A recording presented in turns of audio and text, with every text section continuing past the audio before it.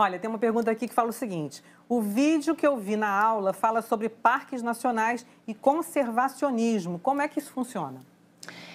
Para a gente começar a entender, né, isso, é importante a gente diferenciar preservação de conservação, né? São coisas diferentes. Quando a gente trabalha com áreas de preservação ambiental, por exemplo, a gente parte do princípio que a gente vai deixar aquela floresta, aquela natureza intocada, vai preservar ela, né? E quando a gente pensa na palavra conservação, quando a gente trabalha com unidades de conservação, se trabalha a questão da relação da gente com a natureza, do cuidado, pensando mesmo na reprodutividade daquele ambiente que está ali, né? Mas acho que o Gustavo pode falar um pouco mais sobre isso, né, Gustavo? Opa, vai lá, Gustavo. Posso sim, Vanessa.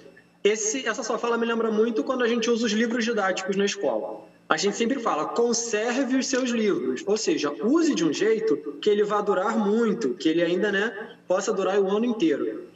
Que é diferente de preservar. Se você preserva o livro, você não toca nele, e não é isso que a gente quer. A gente quer que ele dure. Então, quando a gente pensa numa relação de uma área de preservação, uma unidade de conservação que siga a lógica preservacionista, de preservar, você não pode usar, você não pode fazer nenhum tipo de extrativismo, extrair frutos, madeira de lá, você não pode plantar, você não...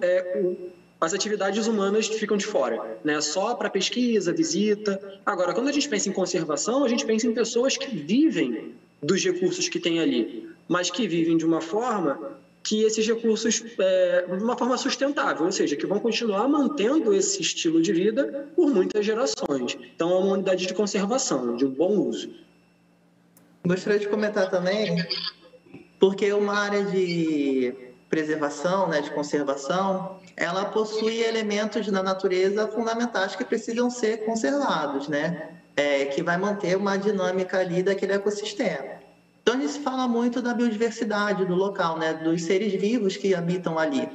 Mas, ultimamente, nos últimos anos, a gente também está falando da geodiversidade. O que seria a geodiversidade? Os elementos não vivos, abióticos que vivem, a rocha, o solo, os fósseis.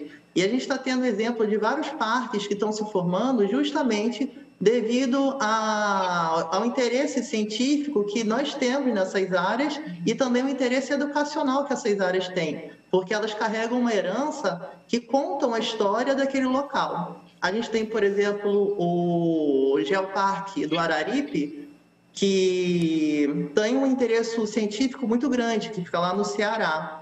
Esse geoparque abrange, por exemplo, Juazeiro do Norte, municípios como Barbalha, o Crato, e tem um interesse geológico porque nessa área possui uma concentração de fósseis que contam a história desde lá do período Cretáceo, por exemplo. Então, são parques que vão se formando, que têm um grande interesse científico